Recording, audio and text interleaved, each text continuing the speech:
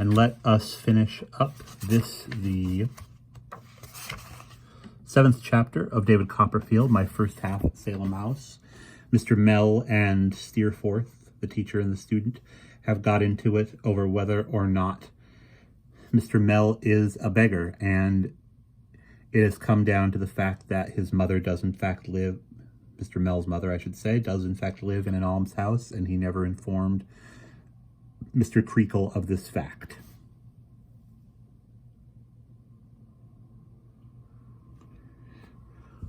"Why, you knew not," said Mr. Creakle, "don't you, man?"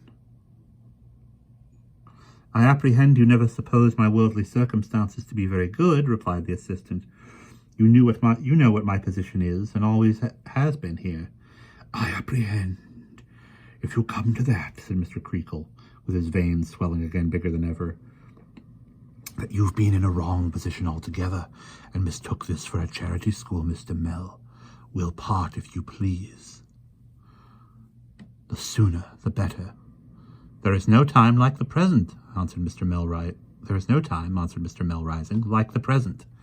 "Sir, to you," said Mr. Creakle.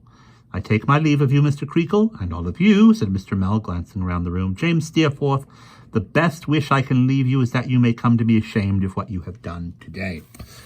Taking a few books from his desk and leaving the key in it for his successor, he went out of the school with his property under his arm. Mr. Creakle then made a speech through Tungay in which he thanked Steerforth for asserting, though perhaps too warmly, the independence and respectability of Salem House, and which he wound up by shaking hands with Steerforth.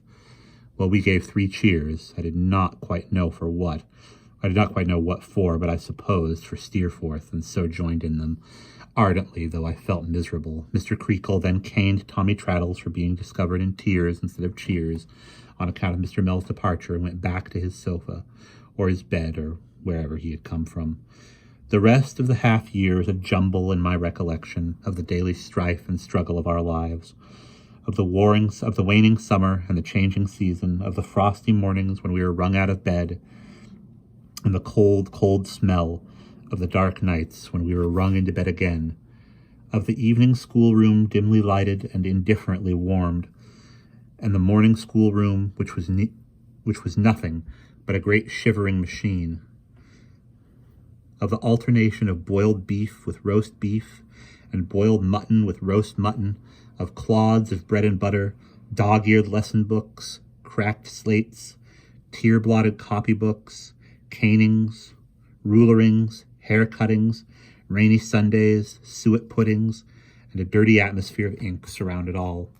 I well remember, though, how the distinct idea of the holidays, after seeming for an immense time to be a stationary speck, began to come toward us, and to grow and grow, how from counting months we came to weeks, and then to days, and how I then began to be afraid that I should not be sent for, and when I learned from Steerforth that I had been sent for, and was certainly to go home, had dim forebodings that I might break my leg first, how the breaking up day changed its place fast at last.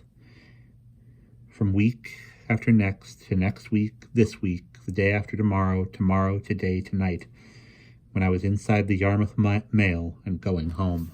And that is the end of chapter 7.